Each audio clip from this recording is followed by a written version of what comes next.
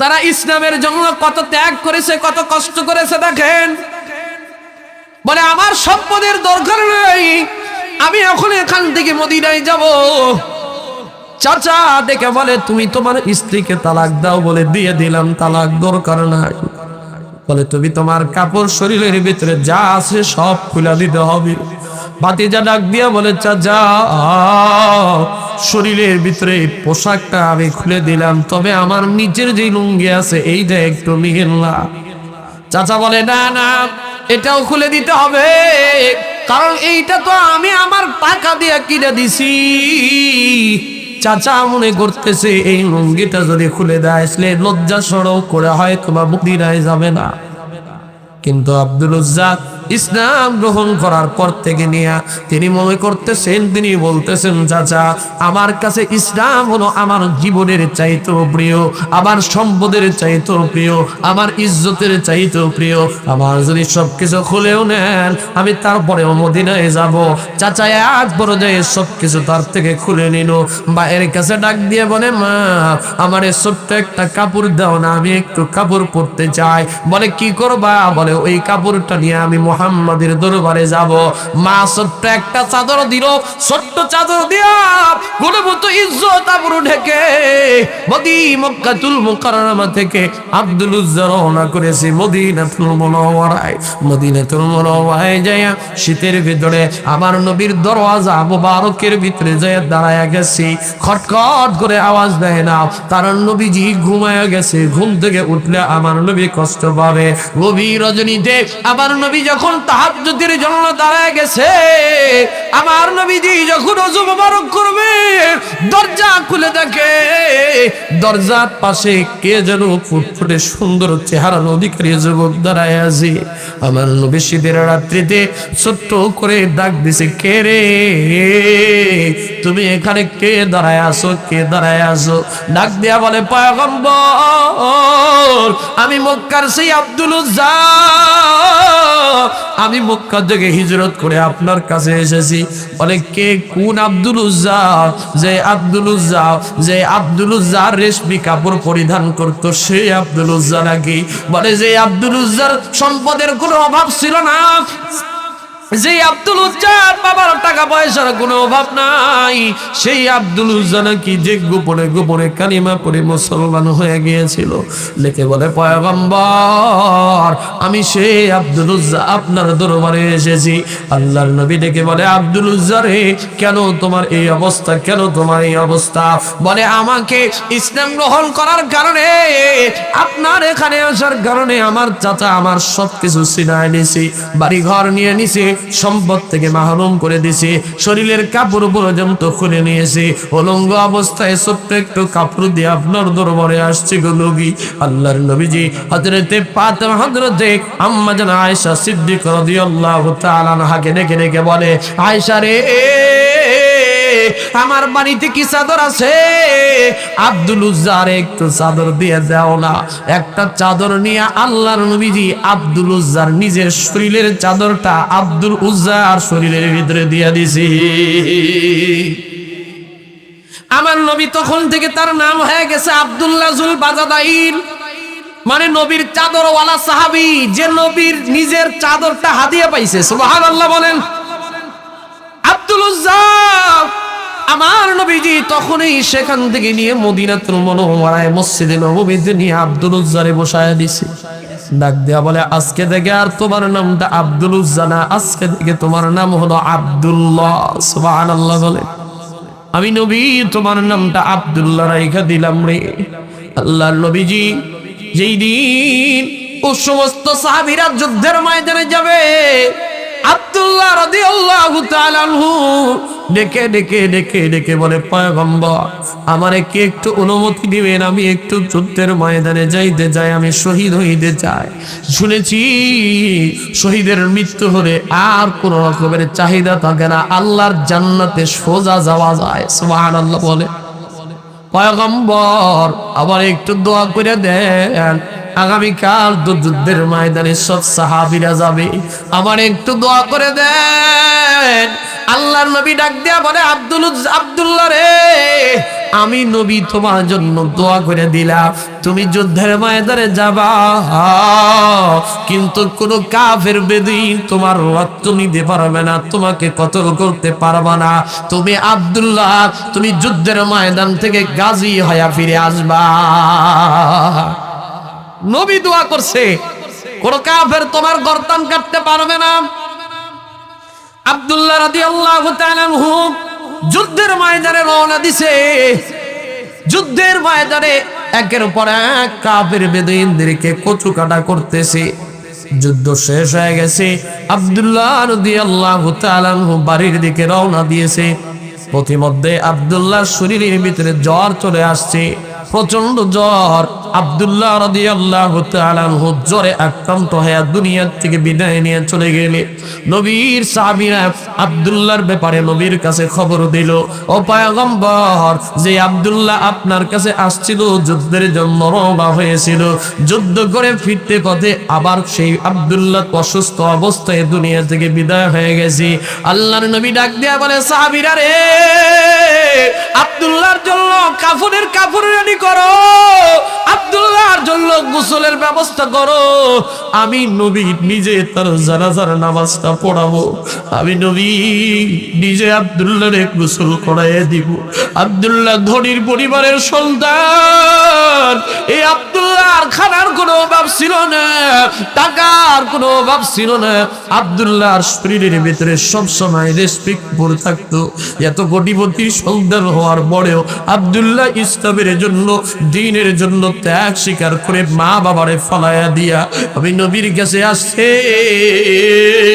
ইসলামের জন্য যুদ্ধের ময়দানে ঝাঁপাইয়া পড়ছে। আমি নবী তার জন্য দোয়া করেছিলাম, আল্লাহ আব্দুল্লাহর রক্তটাকে তুমি গ্রহণ করিও না, তাকে শহীদ করিও না।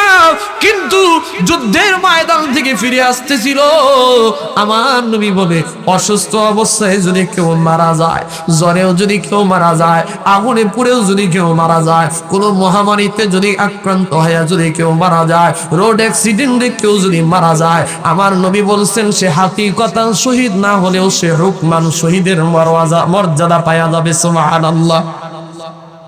যেহেতু আব্দুল্লাহ যুদ্ধের ময়দান থেকে গাজী অবস্থায় আসতেছিল আর তার শরীরের ভিতরে জ্বর ছিল, অসুস্থ অবস্থায় আব্দুল্লাহ শহীদ হয়ে গেছে, জ্বরে আক্রান্ত হয়ে দুনিয়ার থেকে বিদায় হয়ে গেছে।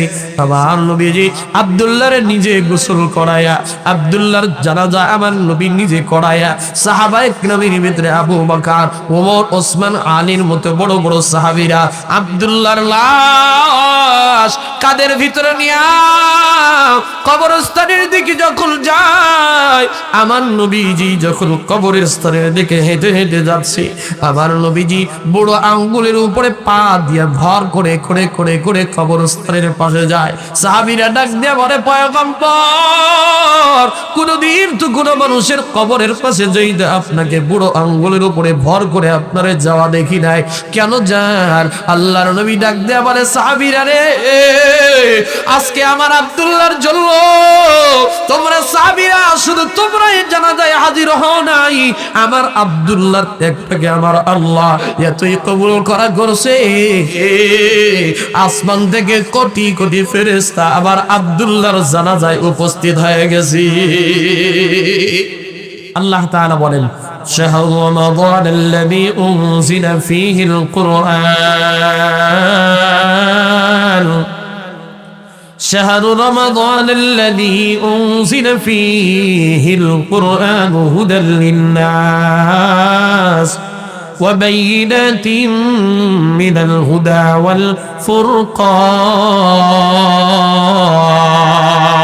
والفرقان। আল্লাহ রাব্বুল আলামিন বলেন, রমাদানুল মুবারক, এই মাসটাতে আমি আল্লাহ কুরআনুল কারীমকে পৃথিবীতে নাজিল করেছি। শাহরু রমাদান, পবিত্র একটি মাস, আল্লাযী উনজিলা ফীহিল কুরআন, যেই মাসে আমি আল্লাহ কোরআনটাকে নাজিল করে দিলাম, কোরআনকে নাজিল করলাম। কেন নাজিল করেছি জানো? আল্লাহ তাআলা বলেন, হুদাল লিন্নাস, যাতে করে এই কোরআন মানুষের হিদায়াতের জরিয়া হয়ে যাইতে পারে। সুতরাং বোঝা যায়, এই কোরআন যদি কেউ মানে, কোন ব্যক্তি যদি পরিবার জীবনে, ব্যক্তি জীবনে, সমাজ জীবনে কোরআনকে যদি মানে, কোরআন অনুযায়ী যদি নিজের জীবনটা গঠন করতে পারে, আল্লাহ তাআলা বলেন যেই ব্যক্তি জীবনে কোরআনকে নিজের জীবনের সাথে পারবে, পরিবার জীবনে কোরআনকে পরিবারের সাথে সেট করে নিতে পারবে, সমাজের ভিতরে কোরআনকে যদি সেট করে নিতে পারে, রাষ্ট্রীয়ভাবে কোরআনকে যদি সেট করে নিতে পারে, আল্লাহ রাব্বুল আলামিন বলেন ওই রাষ্ট্রের ভিতরে আমি আল্লাহ শান্তি দিয়ে দিব, ওই সমাজের ভিতরে শান্তি দিয়ে দিব, ওই ব্যক্তির পরিবারের ভিতরে শান্তি দিয়ে দিব। যেই মানুষটা নিজের জীবনটাতে কোরআন দিয়ে নিজের জীবনটাকে সাজাবে, আল্লাহ তাআলা বলেন ওই ব্যক্তি দুনিয়াতেও শান্তি পাবে, আখিরাতেও আমি আল্লাহ তার জন্য চিরস্থায়ী জান্নাতের ব্যবস্থা করে দিয়ে দিব। এই জন্যই আল্লাহ তাআলা বলেন এমন একটা মাসে আমি কোরআন নাজিল করেছি, শাহরু রমাদান আল্লাযী উনজিলা ফীহিল কুরআন হুদাল লিন-নাস ওয়া বাইয়িনাতিম মিনাল হুদা ওয়াল ফুরকান। আল্লাহ তাআলা বলেন যদি কোনো বান্দা এই মাসটাকে পায়া যায়, ফামান শাহিদা মিনকুমুশ শাহরা ফালইয়াসুম, যদি কোনো বান্দা রমাদানুল মাসে জীবন পায়া যায়, হায়াতের জিন্দেগি পায়, ওই ব্যক্তি যেন রমজান মাসে রোজা রাখে। কি রাখে বলেন? জোরে বলেন। রমজান মাসে রোজা রাখা লাগবে। আল্লাহ তাআলা বলেন এই মাসে রোজা রাখা আমি আল্লাহ ফরজ করে দিলাম। আল্লাহ রাব্বুল আলামিন সূরাতুল বাকারার 183 নম্বর আয়াতের ভিতরে বলেন ইয়া আইয়ুহাল্লাযীনা আমানু কুতিবা আলাইকুমুস সিয়ামু কামা কুতিবা আলাল্লাযীনা মিন ক্বাবলিকুম লাআল্লাকুম তাত্তাকুন। আরে একটু জোরে বলেন আল্লাহু আকবার।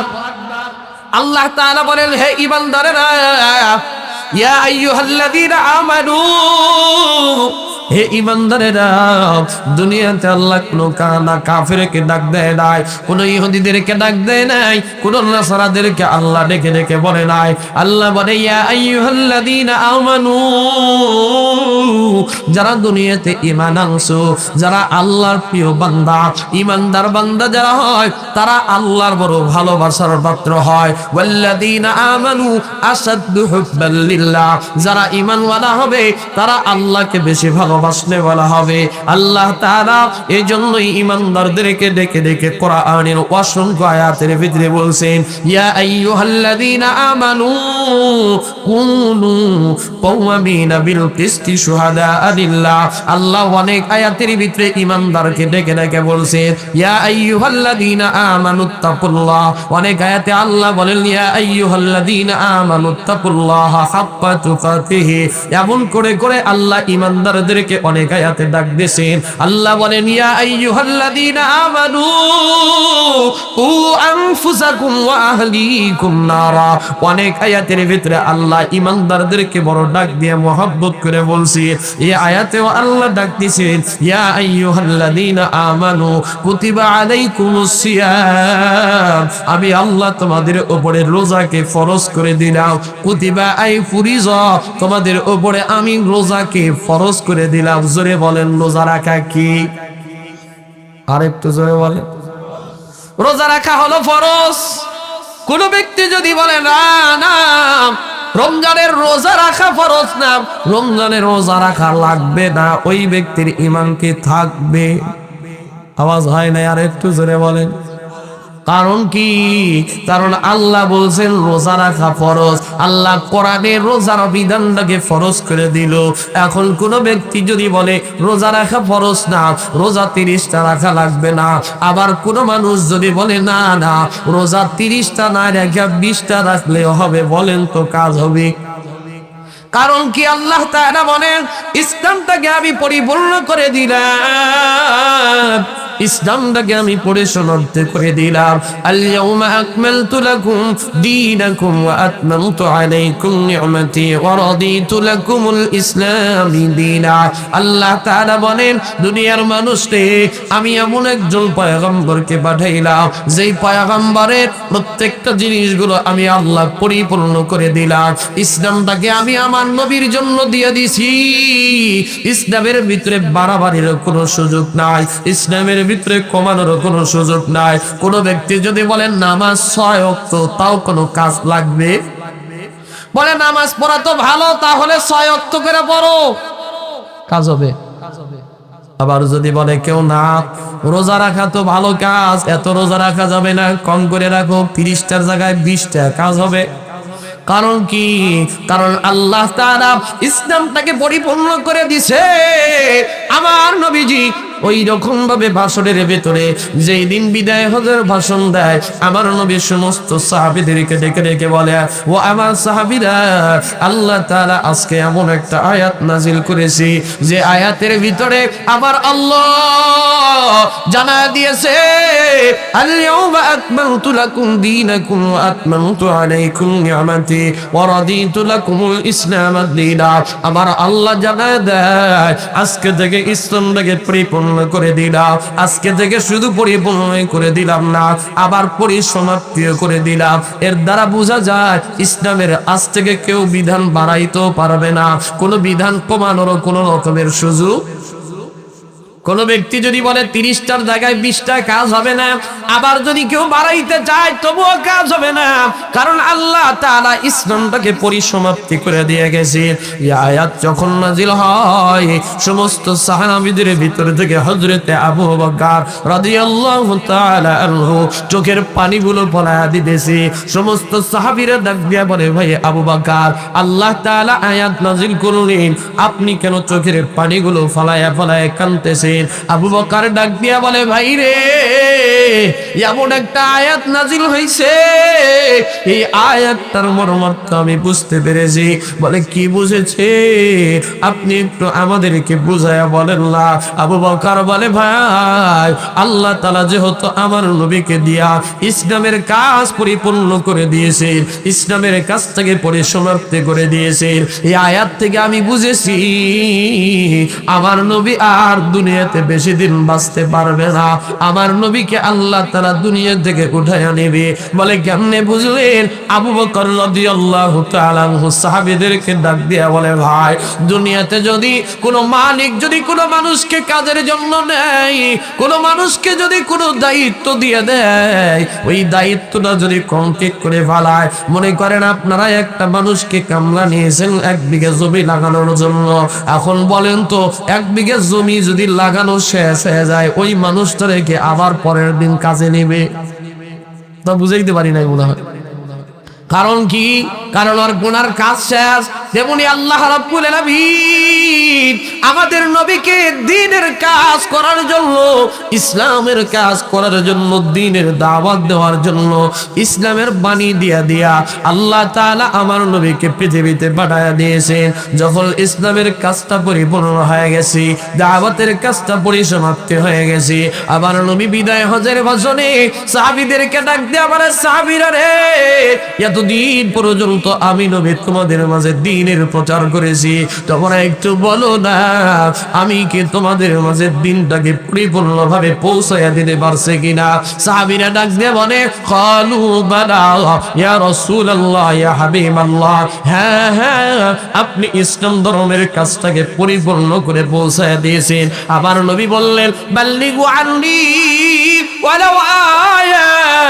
আজকের পর থেকে নিয়ে এই বিদায় হজের ভাষণে আমি যতটুকু কথা বললাম, এই কথাগুলোর একটা বানিয়ে যদি হয়, তোমার যেই ভাইগুলো এখানে উপস্থিত হতে পারে নাই, তাদের মাঝে পৌঁছে দিবা, পুরা উম্মতের মাঝে যেন এই কথাগুলো ছড়ায়া যায়। আর আমি নবী বিদায় হজের ভাষণে তোমাদের জন্য কয়েকটা ওসিয়ত করে যায়। বলে, কি ওসিয়ত? বলে, যতদিন তোমরা দুনিয়াতে বেঁচে থাকবা, কোনো মানুষদের প্রতি অবহেলা করবা না। সে যদি কালো হয়, সে যদি ধলাও হয়, তবুও তাকে কোনোদিন ঘৃণা করবা না। একজন মানুষ আর একজন মানুষের উপরে কোনোদিন জুলুম করবা না। কালো হাবশিয়া যদি নেতৃত্ব পায়, নেতৃত্বের যোগ্য হয়, ওই ব্যক্তিটাকে নেতৃত্ব তোমরা মাইনা নিবা। তোমরা দাসীদের সাথে কোনোদিন খারাপ ব্যবহার করবা না, দাসীদের সাথে কোনোদিন খারাপ ব্যবহার করবা না, আর নামাজ কোনোদিন ছাড়বা না। আর আমি নবী দুইটা জিনিসের কথা তোমাদের কাছে বলে যাচ্ছি, তারাকতু ফীকুম আমরাইন লাউ তাদিলু মা তামাসসাকতুম বিহিমা কিতাবাল্লাহি ওয়া সুন্নাত রাসূলি। আমার নবী বলেন, আমি নবী দুনিয়ার থেকে হয়তো বিদায় হয়ে যাব, তবে আমি নবী ইন্তেকালের পর দুইটা জিনিস তোমাদের মাঝে আমি নবী রেখে যাচ্ছি। জোরে বলেন তো কয়টা? মনোযোগ আছে তো? আরেকটু জোরে বলেন কয়টা? দুইটা জিনিস থেকে যাচ্ছি। এক নম্বর হলো কিতাবাল্লাহ, দুই নম্বর ওয়া সুন্নাত রাসূলি। আমার নবী বলেন, কোন মানুষ যদি আমি নবী ইন্তেকালের পরে এই দুইটা জিনিসকে যদি আঁকড়ে ধরে, এক নম্বরে হলো কোরআন, দুই নম্বরে হলো নবীর সুন্নাত, এই দুইটা জিনিস আঁকড়ে ধরে রাখার কারণে ওই বান্দা কোনোদিন গোমরাই হবে না, পথভ্রষ্ট হবে না। বলেন সুবহানাল্লাহ। আবু বকর রাদিয়াল্লাহু তাআলা আনহু চোখের পানি ফেলায়া দেয়। সাহাবীরা ডাক দিয়া বলে, ভাই আবু বকর, কেন আপনি কাঁদেন? কেন আপনি চোখের পানি ফলায়া ফলায়া কাঁদেন? আবু বকর বলে, ভাই রে, আমার নবীর কাজ আল্লাহ তাআলা পরিপূর্ণ করে দিয়েছে। আমার নবীর কাজ আজকে থেকে পরিসমাপ্তি হয়ে গেছে। আমার নবী আর বেশি দিন দুনিয়াতে বাঁচবে না। এই কিয়ামত বিদায় হজের বছরের পরে আমার নবী কোন মতান্তরে আসছে, মাত্র 83 দিন দুনিয়াতে বেঁচে ছিল। অথচ আবু বকর ডেকে বলে, আমার নবী দ্বীনের জন্য কত কষ্ট করেছে। এই নবী দ্বীনের জন্য মানুষের মাঝে দাওয়াত দিতে গিয়া কত মানুষের জুলুমের শিকার হয়েছে, কত মানুষ উটের নাড়ি বুড়িগুলো পর্যন্ত আমার নবীর পিঠের উপরে চাপায়া দিত। আমার নবী যখন হাতিমে কাবার ভিতরে নামাজ পড়তো, আমার নবীর পিঠের উপরে মক্কার কাফের গুলো এসে এসে আবু জেহেল, আবু লাহাব, উতবা, সাইবা, ওয়ালিদ ইবনে মুগীরার মতো বড় বড় কাফেররা, উকবার মতো বড় বড় কাফেররা আমার নবীর পিঠের ভিতরে এসে নারী ভরে গুলো চাপায়া দিত। হযরতে ফাতেমা তো জাহরা 6 বছর 5 বছরের ছোট্ট সন্তান, হযরতে ফাতেমা যখনই খবর পায়, হযরতে ফাতেমা রাদিয়াল্লাহু তাআলা আনহা ডেকে ডেকে বলেন, আমার বাবার উটের পিঠের নাড়িগুলো আর সরাইয়া দেওয়ার মতো কোনো মানুষ পাই নাই। আমি ছোট্ট সন্তান, আমার বাবার পিঠের উপর থেকে উটের নাড়িগুলো সরাইয়া দিতাম। আমার বাবার চোখগুলো লালে লাল হয়ে যাইতো, আমার বাবার দম বন্ধ হয়ে যাওয়ার উপক্রম হইতো। আমার বাবা এত কষ্ট করেছে দ্বীনের জন্য, আমার নবী দ্বীনের জন্য এতই কষ্ট করছে, দ্বীনের জন্য আমার নবীকে বাড়ি থেকে পর্যন্ত কাফের বেদুইন গুলো বের করে দিয়েছে। আমার নবী একের পর এক নির্যাতন সহ্য করে ওই জমিনের ভিতর থেকে হিজরত করে তায়েফের জমিনের ভিতরে চলে গেছে। তায়েফের মানুষগুলোকে দ্বীনের দাওয়াত দেয়, তায়েফের মানুষগুলোকে একের পর এক দ্বীনের দাওয়াত দেয়। তায়েফের মানুষগুলো পর্যন্ত আমার নবীর ছোট ছোট করে পাথর মারা শুরু করছি। তায়েফের কাফের গুলো ডেকে ডেকে বলে, মার, ওই মুহাম্মদ ইবনে আব্দুল্লাহরে মেরে মেরে দুনিয়া থেকে বিদায় করে দিবি। ওই মুহাম্মদ যেন তায়েফের জমিনে একটা বাড়িতেও যেন কালিমার দাওয়াত না দেয়, একটা মানুষের কাছেও যেন দ্বীনের দাওয়াত না দেয়। তায়েফের কাফেরগুলো, ছোট ছোট বাচ্চাগুলো আমার নবী পিছনে পিছনে লাগছে। শুধু তাই নয় রে মুসলমান, আজকে আমরা মনে করি ইসলাম বুঝি এমনি এমনি আসছে, আজকে আমরা মনে করি দ্বীন বুঝি এমনি এমনি আসছে। দ্বীনের জন্য তো আমরা কষ্ট করতে যাই না, ইসলামের জন্য আজকে আমরা কষ্ট করতে যাই না, রোজার জন্য আজকে আমরা কষ্ট করতে যাই না। অথচ আমার নবী দ্বীনের জন্য কম কষ্ট করে নাই। আমার নবী তায়েফের জমিনে যখন গেছে, তায়েফ তায়েফবাসীগুলো এমনকি তায়েফের পাগল পর্যন্ত আমার নবীর পিছনে পিছনে মেলায় দেওয়া হয়েছে। পাগল পর্যন্ত আমার নবীরে মারে, নবীর পিঠগুলোকে পাথরের আঘাত দিয়া দিয়া সাজদা করে দেয়। আমার নবী একবার নয়, দুইবার নয়, তিনবার পর্যন্ত তায়েফের জমিনের ভিতরে বেহুশ হয়ে পড়ে গেছে। যায়েদ ইবনে হারিসা ডেকে ডেকে বলে, এ তায়েফবাসীরা, মারিও না আমার নবীরে, তোমরা মানেও না রে। এই নবী না হইলে আল্লাহ দুনিয়া বানাইতো না, এই নবী না হইলে আল্লাহ আসমান বানাইতো না, এই নবী না হইলে আল্লাহ জমিন বানাইতো না। ওই নবীর, যেই নবীর শরীরের ভিতরে মশা মাছি পর্যন্ত পড়া আল্লাহ হারাম করে দিয়েছে, এই নবীরে তোমরা কেন মারো? তোমরা কেন আমার নবীকে এত কষ্ট দাও? আমার নবীজি তিলবার জমিনের ভিতরে ব্যবসা হয়ে গেছে। একটা বার পর্যন্ত তায়েফের জমিনবাসীদের কাছে পানি চাইছি। হযরত যায়েদ ইবনে হারিসা বলেন, আমি তায়েফের প্রতিটা ঘরে ঘরে ঘরে ঘরে যায় যায় পানি চাইছি, দে না রে, একটু আমার নবীর জন্য পানি দে না। তায়েফের মানুষগুলো বলছে, দূর হয়ে যাও, দূর হয়ে যাও, ওই মুহাম্মদ রে আমরা কেউ পানি দিব না, ওই মুহাম্মদ রে আমরা দুনিয়া থেকে বিদায় করে দেব। পাগলা কুকুর পর্যন্ত আমার নবীর পিছনে পিছনে লড়াই দেওয়া হয়েছে। আমার নবী জমিনের ভিতরে বেহুশ হয়ে গেছে। আমার নবীকে আল্লাহ তাআলা জিবরাইলের মাধ্যমে ডাক দিয়া বলে, জিবরাইল যা রে, জিবরাইল যা, আমার বন্ধুরে যায় বল, আমার বন্ধু যদি একটা বার এই তায়েফের মানুষগুলোর জন্য যদি বদদোয়া করে দেয়, এই তায়েফের প্রত্যেকটা কাফের বেদুইনগুলোকে আমি উহুদের পাদদেশে নিয়ে আইসা উহুদ পাহাড় চাপা দিয়ে দুনিয়া থেকে বিদায় করে দিব। বলেন নাউজুবিল্লাহ। একটা বার যদি নবী বদদোয়া করে, কয়বার? শুধুমাত্র একবার। আরশে আজিমের দিকে তাকায়া একবার যদি আমার নবী বদদোয়া করে দিত।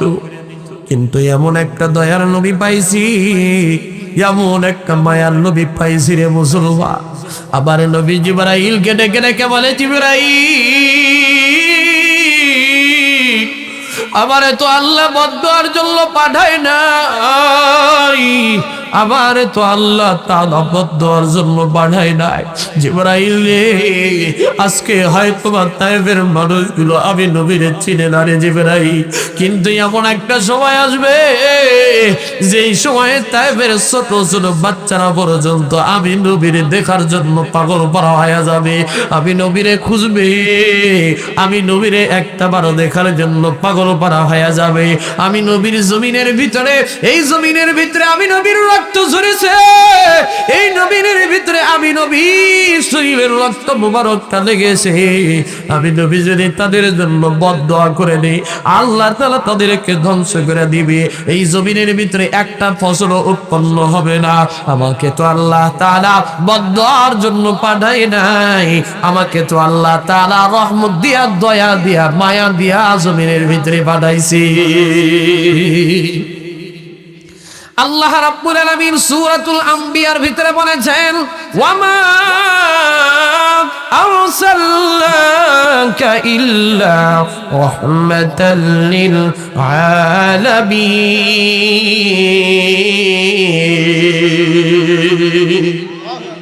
আল্লাহ তাআলা বলেন, পয়গম্বর, আমি আপনাকে দিন দিয়া, রহমত দিয়া পাঠাই না, আপনাকে পুরা জগতের জন্য রহমত বানায় দিছি। ও কাশিয়াবালার মুসলমান, আজকে আমরা তো দিনটা কষ্ট করে পাই নাই। আজকে আমরা যদি ইসলামটাকে কষ্ট করে পাইতাম, ইসলামের মর্যাদা আমরা বুঝতে পারতাম। আজকে নামাজের জন্য আমাদের মায়া নাই, দ্বীনের জন্য মায়া নাই, ইসলামের জন্য আজকে আমাদের মায়া নাই, ওই নবীর জন্য আমাদের মায়া নাই। কিন্তু সাহাবীরা তো দিন আনছে, সাহাবীরা তো দিন নিয়ে আসছে, আর আমরা হলো দিন পাইছি। আমরা কি করছি? পাওয়া এক জিনিস আর আনা এক জিনিস। বলবেন হুজুর এটা আবার কেমন? উদাহরণ দিলে সহজভাবে বুঝে আসবে। মনে করেন একটা সন্তানের বাবা মারা গেছে, বাবা মারা যাওয়ার পরে বাবা 10 বিঘা জমি রেখে গেছে, সন্তান মাত্র একটা, বাবার একটাই সন্তান 10 বিঘা জমির মালিক হয়ে গেছে মিরাজ সূত্রে, ওয়ারিশ সূত্রে জমির মালিক হইছে। ওই সন্তানটা কিন্তু বাবার কাছ থেকে জমিটা কিন্তু পাইছে মিরাজ সূত্রে। কি সূত্রে? কথা কান না কে? কথা বুঝেন না? আমার এই গেইনটা কমায় দেন, বেশি গেইন হচ্ছে। মিরাজ সূত্রে জমি পাইছে। ওই সন্তান ওই জমির প্রতি কিন্তু বেশি মায়া থাকবে না, কিন্তু এই সন্তানটা যদি বিদেশের বাড়িতে অথবা নিজে কামাই করে 1 বিঘা জমিও যদি ক্রয় করে, ওই জমির প্রতি বাবার জমির চাইতে মহাব্বত মায়া কম থাকবে না বেশি থাকবে? একটু কথা কর। কারণ কি? কারণ হলো কষ্ট করে জমি ইনকাম করে এই জমিটা কিনেছে, আর বাবার 10 বিঘা জমি এমনি এমনি পেয়েছে। তেমনি মুসলমান আমরাও তো নবীর সাহাবীদের মতো ঈমান আনি নাই, আমরা বাপ দাদার সূত্রে মুসলমান হয়েছি। কিন্তু নবীর সাহাবীরা কত কষ্ট করেছে, কত কষ্ট করেছে জানেন উনি? নবীর একটা ছোট্ট সাহাবীর ঘটনা আপনাদেরকে বলি। যেই সাহাবী ঈমান আনছে, ঈমানটা আনার কারণে কত কষ্ট করেছে জানেননি? নবীর একজন সাহাবী জীবন করার পূর্বে যার নাম ছিল আব্দুল উজ্জা, নবীর প্রতি মায়া, নবীর প্রতি বড় দয়া, নবীর প্রতি বড় ভালোবাসা, নবীর ছোটবেলায় দেখা দেখা দেখা দেখা কালিমা পড়ে মুসলমান হয়ে গেছে। নবীর সাহাবী হযরতে তদানীন্তন সময়ে তখনও মুসলমান হয় নাই, ইসলাম গ্রহণ করার পূর্বে তার নাম ছিল আব্দুল উজ্জা। নাম কি? মনোযোগ আছে? এইদিক মনোযোগ দেন সবাই। নাম কি? আব্দুল উজ্জা। নবীর প্রতি গোপনে গোপনে কালিমা পড়ছে, কিন্তু নবীর কাছে আসতেও পারে না, নবীর কাছাকাছি আসতেও পারে না। কারণ তার বাবাও ছিল কাফের, তার চাচাও ছিল কাফের, তার মাও ছিল কাফের।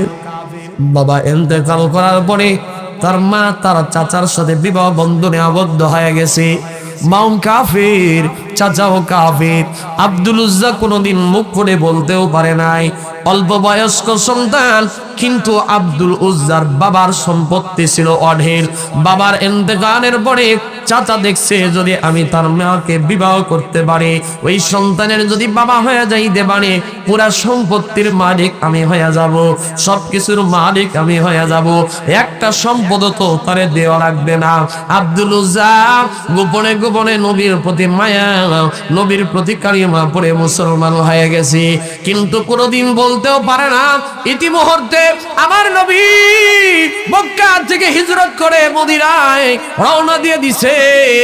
মদিনায় নবীজি যখন চলে গেছে, একদিন আব্দুল উজ্জা চাচার সাথে খানা খাইতে বৈশা ডাক দিয়ে বলে, চাচা মুহাম্মদ তো দুনিয়া এই মক্কা থেকে হিজরত করে চলে গেছে গো চাচা, একটা প্রশ্ন করতে চাই, একটা বার আপনি একটু বলেন না গো চাচা, আমি একটু বলতে চাই। বলে কি বলবা ভাতিজা, একটু বলো। বলে মুহাম্মদ ইবনে আব্দুল্লাহ যিনি ছিল এই মক্কার ভিতরে, তিনি কেমন মানুষ ছিল, ভালো না খারাপ? প্রশ্ন কি করছে? ভালো না খারাপ? চাচা ডাক দিয়া বলে, ভাতিজা এতদিন পর্যন্ত বলি নাই, এতদিন পর্যন্ত বলি নাই, কিন্তু আমার দিলটা বড় সাক্ষী দেয় মুহাম্মদ ইবনে আব্দুল্লাহ বড় ভালো লোক। সুবহানাল্লাহ বলে। মুহাম্মদ ইবনে আব্দুল্লাহ বড় সহজ সরল। মুহাম্মদ ইবনে আব্দুল্লাহ ছিল আল আমিন। মুহাম্মদ ইবনে আব্দুল্লাহ ছিল সাদেক। মক্কার প্রত্যেকটা কাফেররা পর্যন্ত তারা বিশ্বাস করত, তারে ভালোবাসতো, তার মহব্বত করত।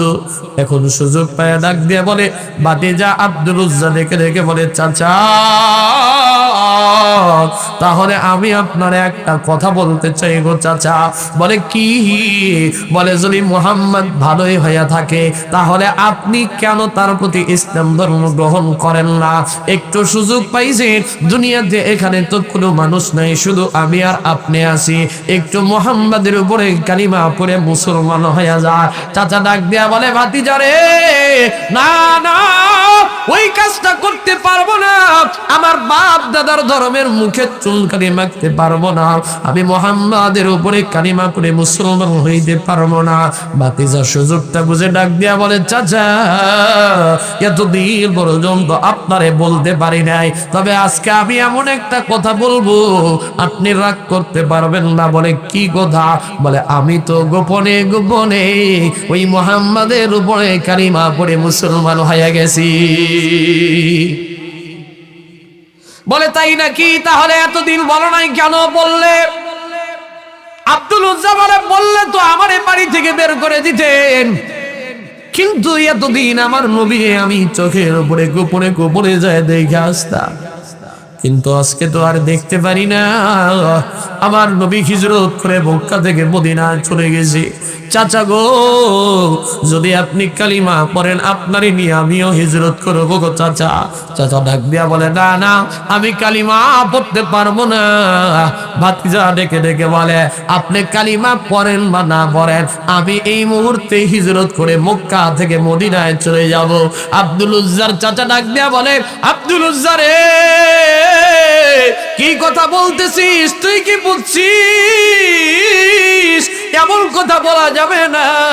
আমি কিন্তু তোর চাচা হই, আমি কিন্তু কাফের, আমি কিন্তু বেদুই, আমি তোর এই কথাটা কিন্তু সহ্য করতে পারবো না। ভাতিজা ডেকে বলে, চাচা আমি যেভাবেই হোক আমি আমার নবীর কাছে চলে যাব। আমি কালিমা পড়ছি, আমি মুসলমান হয়ে গেছি, আমাকে মক্কা থেকে হিজরত করে মদিনায় যাওয়ার অনুমতি দিয়ে দেয়। বলে যদি যাও তাহলে তুমি কিন্তু তোমার বাপ দাদা একটা সম্পদ পাইবা না, তোমার বাপ দাদার সম্পত্তি থেকে তোমাকে মাহরুম করে দেওয়া হবে। এ আব্দুল উজ্জা, তোমারে আমি তিনটা শর্ত দেই, তুমি যদি যাও, এক নম্বরে তোমার বাপ দাদার সম্পত্তি তুমি একটাও পাইবা না। দুই নাম্বার শর্ত হলো কিছুদিন পূর্বে তুমি দুনিয়াতে বিবাহ করেছো, নতুন বিবাহ করেছো, এই বিবিকেও তুমি নিয়ে যাইতে পারবা না, বিবিকেও ছাড়তে হবে। তিন নাম্বার শর্ত হলো আব্দুল উজ্জা রে, তুমি যদি যাও তোমার শরীরের ভিতরে যতগুলো পোশাক আছে, কাপড় আছে, এই পোশাক কিন্তু আমি নিজে চাচা তোমারে কিনে দিছি, এইগুলো তোমারে ছাড়তে হবে। আব্দুল উজ্জা ডেকে ডেকে বলে, চাচা আমাকে ইসলাম গ্রহণ করার কারণে, আমার নবীর প্রতি আমার ভালোবাসার কারণে, দিন মাইনা নেওয়ার কারণে, ইসলাম গ্রহণ করার কারণে আমার বাপ দাদার সম্পত্তি থেকে আমার যদি মাহরুম হতেও হয় তবু আমার কোনো আফসোস নাই, তবু আমি আমার বাপ দাদার সম্পত্তিগুলো ছেড়ে দিতে পারি, তবু আমি ইসলাম ছাড়তে রাজি না। তারা ইসলামের জন্য কত ত্যাগ করেছে, কত কষ্ট করেছে দেখেন। বলে আমার সম্পদের দরকার নেই, আমি এখন এখান থেকে মদিনায় যাব। চাচা দেখে বলে, তুমি তোমার স্ত্রীকে তালাক দাও। বলে দিয়ে দিলাম, তালাক দরকার নাই। বলে তুমি তোমার কাপড় শরীরের ভিতরে যা আছে সব খুলে দিতে হবে। ভাতিজা ডাক দিয়া বলে, চাচা শরীরের ভিতরে পোশাকটা আমি খুলে দিলাম, তবে আমার নিচের যে লুঙ্গি আছে এইটা একটু নিয়ে না। চাচা বলে, না না, এটাও খুলে দিতে হবে, কারণ এইটা তো আমি আমার টাকা দিয়ে কিনে দিছি। চাচা মনে করতেছে এই লুঙ্গিটা যদি খুলে দেয় আসলে লজ্জা সরম করে হয় তোমার মদিনায় যাবে না। কিন্তু আব্দুল উজ্জা ইসলাম গ্রহণ করার পর থেকে নিয়ে তিনি মনে করতেছেন, তিনি বলতেছেন, চাচা আমার কাছে ইসলাম হলো আমার জীবনের চাইতেও প্রিয়, আমার সম্পদের চাইতেও প্রিয়, আমার ইজ্জতের চাইতেও প্রিয়। আমার যদি সবকিছু খুলেও নেন আমি তারপরেও মদিনায় যাব। চাচা এক পর্যায়ে সবকিছু তার থেকে খুলে নিল। মায়ের কাছে ডাক দিয়ে বলে, মা আমার ছোট্ট একটা কাপড় দাও না, আমি একটু কাপড় পরতে চাই। বলে কি করবা? বলে ওই কাপড়টা নিয়ে আমি মুহাম্মাদের দরবারে যাব। মা ছোট্ট একটা চাদর দিল, ছোট্ট চাদর দিয়া গুণমতো ইজ্জত আবরু ঢেকে মক্কাতুল মুকাররমা থেকে আব্দুল উজ্জা রওনা করেছে মদিনাতুল মুনাওয়ারায়। মদিনাতুল মুনাওয়ারায় যায় শীতের ভিতরে আমার নবীর দরওয়াজা মুবারকের ভিতরে যায় দাঁড়ায় গেছি। খটখট করে আওয়াজ দেয় না, কারণ নবীজি ঘুমায় গেছে। ঘুম থেকে উঠলে আমার নবী কষ্ট পাবে। গভীর রজনীতে আমার নবী যখন তাহাজ্জুদের জন্য দাঁড়ায় গেছে, আমার নবীজি যখন ওযু মোবারক করবে দরজা খুলে দেখে দরজার পাশে কে যেন ফুটফুটে সুন্দর চেহারার অধিকারী যুবক দাঁড়ায় আছে। আমার নবী শীতের রাত্রিতে ছোট্ট করে ডাক দিছে, কে রে, তুমি এখানে কে দাঁড়ায় আসো, কে দাঁড়ায় আসো? ডাক দিয়া বলে, পয়গম্বর, আমি মক্কার সেই আব্দুল উজ্জা, আমি মক্কা থেকে হিজরত করে আপনার কাছে এসেছি। বলে, কে, কোন আব্দুল উজ্জা? যে আব্দুল উজ্জা, যে আব্দুল উজ্জা রেশমি কাপড় পরিধান করতো সেই আব্দুল উজ্জা নাকি? বলে, যে আব্দুল উজ্জার সম্পদের কোনো অভাব ছিল না, যে আব্দুল উজ্জার বাবার টাকা পয়সার কোনো অভাব নাই, সেই আব্দুল উজ্জা নাকি যে গোপনে গোপনে কালিমা পড়ে মুসলমান হয়ে গিয়েছিল। লিখে বলে, পয়গম্বর, আমি সেই আব্দুল উজ্জা আপনার দরবারে এসেছি। আল্লাহর নবী ডেকে বলে, আব্দুল উজ্জা রে, কেন তোমার এই অবস্থা, কেন তোমার এই অবস্থা? বলে, আমাকে ইসলাম গ্রহণ করার কারণে, আপনার এখানে আসার কারণে আমার চাচা আমার সবকিছু ছিনায় নিছে, বাড়ি ঘর নিয়ে নিছে, সম্পদ থেকে মাহরুম করে দিছে, শরীরের কাপড় পর্যন্ত খুলে নিয়েছে। উলঙ্গ অবস্থায় ছোট্ট একটু কাপড় দিয়ে আপনার দরবারে আসছে গো নবী। আল্লাহর নবীজি হযরতে ফাতেমা, হযরতে আম্মা জান আয়েশা সিদ্দিকা রাদিয়াল্লাহু তাআলা আনহাকে ডেকে ডেকে বলে, আয়েশা রে, আমার বাড়িতে কি চাদর আছে? আব্দুল উজ্জার একটু চাদর দিয়ে দাও না। একটা চাদর নিয়ে আল্লাহর নবীজি আব্দুল উজ্জার নিজের শরীরের চাদরটা আব্দুল উজ্জার শরীরের ভিতরে দিয়ে দিছি। আমার নবী তখন থেকে তার নাম হয়ে গেছে আব্দুল্লাহ জুল বাজাদাইন, মানে নবীর চাদরওয়ালা সাহাবী, যে নবীর নিজের চাদরটা হাদিয়া পাইছে। সুবহানাল্লাহ বলেন। আব্দুল উজ্জা আমার নবীজি তখনই সেখান থেকে নিয়ে মদিনাতুল মুনাওয়ারায় মসজিদে নববীতে নিয়ে আব্দুল উজ্জারে বসায় দিছে। ডাক দেয়া বলে, আজকে থেকে আর তোমার নামটা আব্দুল উজ্জা না, আজকে থেকে তোমার নাম হলো আব্দুল্লাহ। সুবহানাল্লাহ বলে। আমি নবী তোমার নামটা আব্দুল্লাহ রাইখা দিলাম রে। আল্লাহর নবীজি যেই দিন ও সমস্ত সাহাবীরা যুদ্ধের ময়দানে যাবে, আব্দুল্লাহ রাদিয়াল্লাহু তাআলা আনহু ডেকে ডেকে ডেকে ডেকে বলে, পয়গম্বর, আমারে কি একটু অনুমতি দিবেন? আমি একটু যুদ্ধের ময়দানে যাইতে চাই, আমি শহীদ হইতে চাই। শুনেছি শহীদের মৃত্যু হলে আর কোন রকমের চাহিদা থাকে না, আল্লাহর জান্নাতে সোজা যাওয়া যায়। সুবহানাল্লাহ বলে। পয়গম্বর, আবার একটু দোয়া করে দেন, আগামীকাল যুদ্ধের ময়দানে সব সাহাবীরা যাবে, আমার একটু দোয়া করে দেন। আল্লাহর নবী ডাক দেয়া বলে, আব্দুল্লাহ রে, আমি নবী তোমার জন্য দোয়া করে দিলাম, তুমি যুদ্ধের ময়দানে যাবা, কিন্তু কোন কাফের বেদীন তোমার রক্ত নিতে পারবে না, তোমাকে কতল করতে পারবে না। তুমি আব্দুল্লাহ, তুমি যুদ্ধের ময়দান থেকে গাজী হয়ে ফিরে আসবা। নবী দোয়া করছে, কোন কাফের তোমার গর্দান কাটতে পারবে না। আব্দুল্লাহ রাদিয়াল্লাহু তাআলা আনহু যুদ্ধের ময়দানে রওনা দিছে। যুদ্ধের ময়দানে একের পর এক কাফের বেদুইনদেরকে কচু কাটা করতেছে। যুদ্ধ শেষ হয়ে গেছে, আব্দুল্লাহ রাদিয়াল্লাহু তাআলা আনহু বাড়ির দিকে রওনা দিয়েছে। প্রতিমধ্যে আব্দুল্লাহর শরীরের ভিতরে জ্বর চলে আসছে, প্রচন্ড জ্বর। আব্দুল্লাহ রাদিয়াল্লাহু তাআলা আনহু জ্বরে আক্রান্ত হয়ে দুনিয়া থেকে বিদায় নিয়ে চলে গেলে নবীর সাহাবীরা আব্দুল্লাহর ব্যাপারে নবীর কাছে খবর দিল, ও পয়গম্বর, যে আব্দুল্লাহ আপনার কাছে আসছিল, যুদ্ধের জন্য রওনা হয়েছিল, যুদ্ধ করে ফিরতে পথে আবার সেই আব্দুল্লাহ অসুস্থ অবস্থায় দুনিয়া থেকে বিদায় হয়ে গেছে। আল্লাহর নবী ডাক দেয়া বলে, সাহাবীরা রে, আব্দুল্লাহর জন্য কাফনের কাপড় রেডি করো, আব্দুল্লাহর জন্য গোসলের ব্যবস্থা করো, আমি নবী নিজে তার জানাজার নামাজটা পড়াবো, আমি নবী নিজে আব্দুল্লাহরে গোসল করাইয়ে দিব। আব্দুল্লাহ ধনীর পরিবারের সন্তান, এই আব্দুল্লাহর খানার কোনো অভাব ছিল না, টাকার কোনো অভাব ছিল না। আব্দুল্লাহর শরীরের ভিতরে সবসময় রেসপেক্ট পড়ে থাকতো। এত কোটিপতি সন্তান হওয়ার পরেও আব্দুল্লাহ ইসলামের জন্য, দ্বীনের জন্য ত্যাগ স্বীকার স্বীকার করে মা বাবারে ফলায়া দিয়া আমি নবীর কাছে আসছে, ইসলামের জন্য যুদ্ধের ময়দানে ঝাঁপায়া পড়ছে। আমি নবী তার জন্য দোয়া করেছিলাম, আল্লাহ আব্দুল্লাহর রক্তটাকে তুমি গ্রহণ করিও না, তাকে শহীদ করিও না।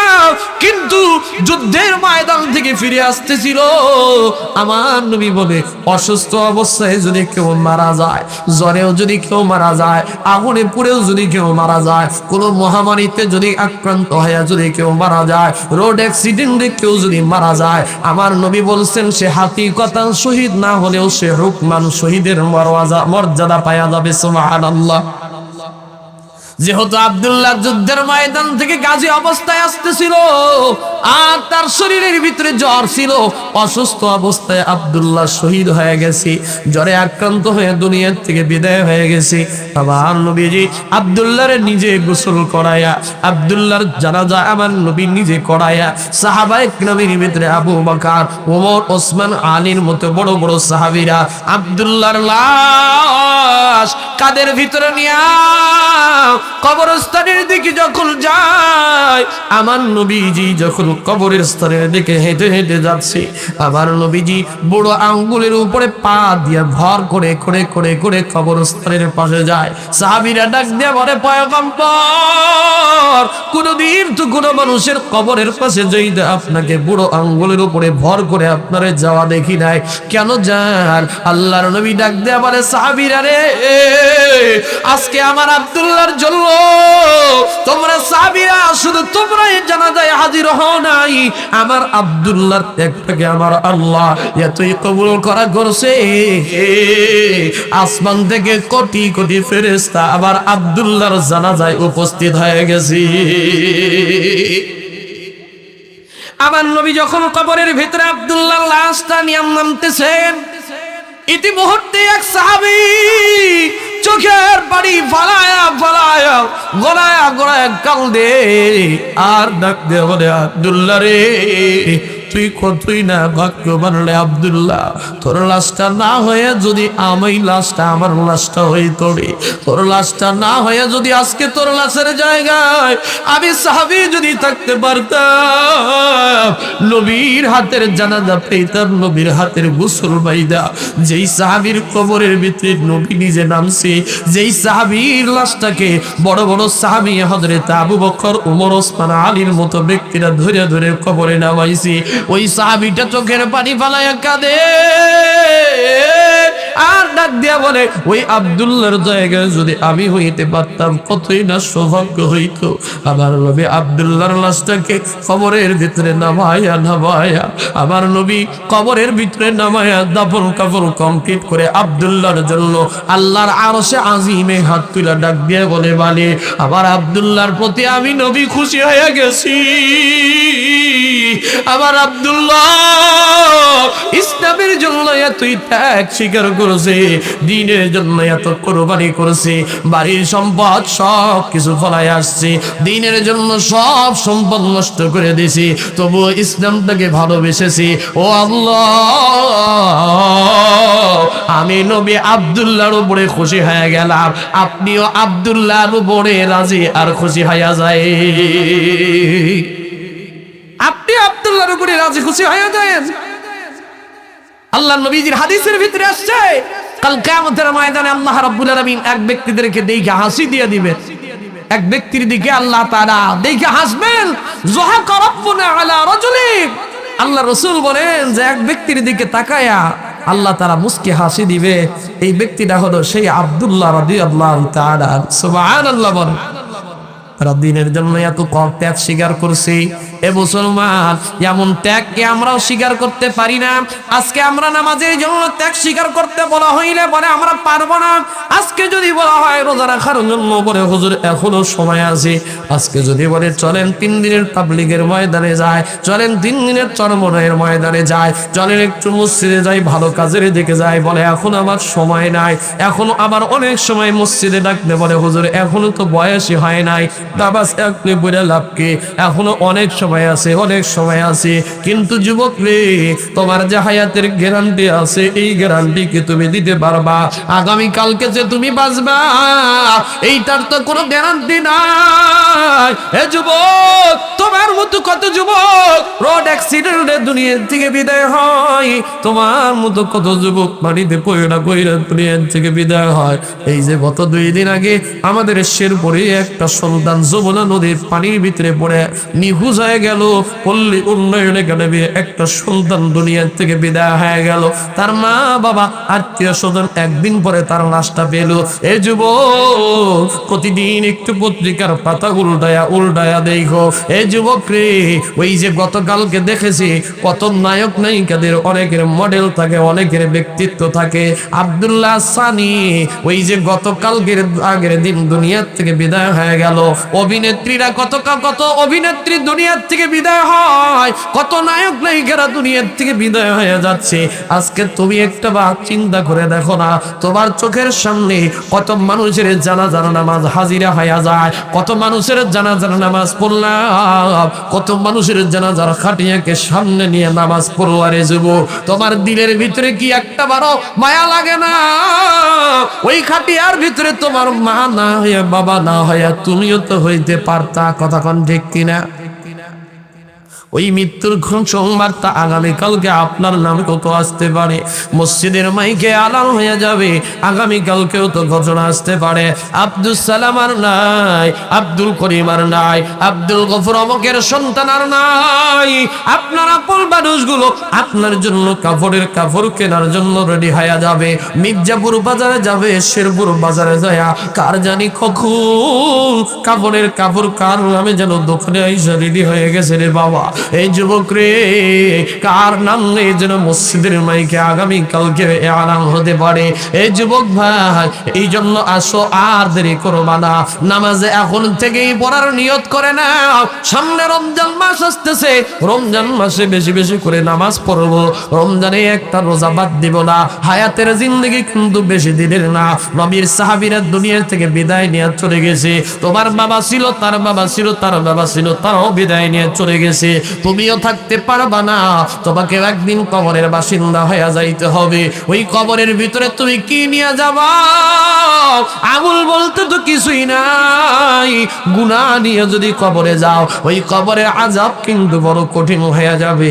আবার নবী বলেন, আল কবরু রাউযাতুম মিন রিয়াজিল জান্নাহ আও হুফরাতুম মিন হুফারিন নার। ওই কবরটা বড় কঠিন। ওই কবরে গুনাহ নিয়ে না যায়, নেকি নিয়ে যাওয়ার চেষ্টা করো। কিন্তু আমার হাতে কবরে যাব কি প্রস্তুতি আছে? এখানে কি এমন কোনো মানুষ আছেন বলতে পারবেন হুজুর কবরের প্রস্তুতি ভালো নেওয়া আছে?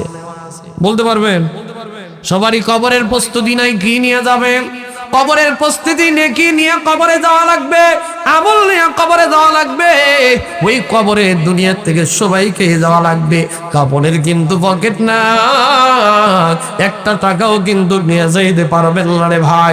এই জন্য আল্লাহর ঘর মসজিদে, যে কাশিয়াবালা যাবে মসজিদ, ওই আল্লাহর ঘর মসজিদের জন্য আমি একটু দেখতে চাই আল্লাহর কোনো বান্দা কি আছে 10,000 টাকা 20,000 টাকা মায়ের নামে অথবা বাবার নামে অথবা নিজের নামে আখিরাতের অ্যাকাউন্টে নিয়ে চলে যাব। আসেন একটু এই মসজিদের জন্য 1,000 টাকা দিবেন, 2,000 টাকা দিবেন। আমি একটু 10 জন মানুষকে দেখতে চাই আল্লাহর কোন প্রিয় বান্দা কি আছে কাশিয়াবালা মসজিদের জন্য 1,000 টাকা দিয়ে আল্লাহর ঘরে একটু সহযোগিতা করবেন। আবার নবী বলেছেন, মান বানা লিল্লাহি মাসজিদান বানাল্লাহু লাহু বাইতান ফিল জান্নাহ। যারা আল্লাহর ঘর মসজিদে সহযোগিতা করে, আল্লাহ তাআলা তাদেরকে জান্নাতি বানায়া দেয়। আসেন একটু মায়ের নামে অথবা বাবার নামে অথবা আত্মীয় স্বজনের নামে একটু শরীক হয়ে যান। ওই কবরে যেহেতু বিদ চলে যাওয়াই লাগবে, ওই কবরের আযাব থেকে বাঁচার জন্য 2টা আমল আছে। আল্লাহর নবী বলছেন, কোন মানুষ যদি 2টা আমল করতে পারে তো আল্লাহ তাআলা তারে জান্নাতি বানায়া দেবে।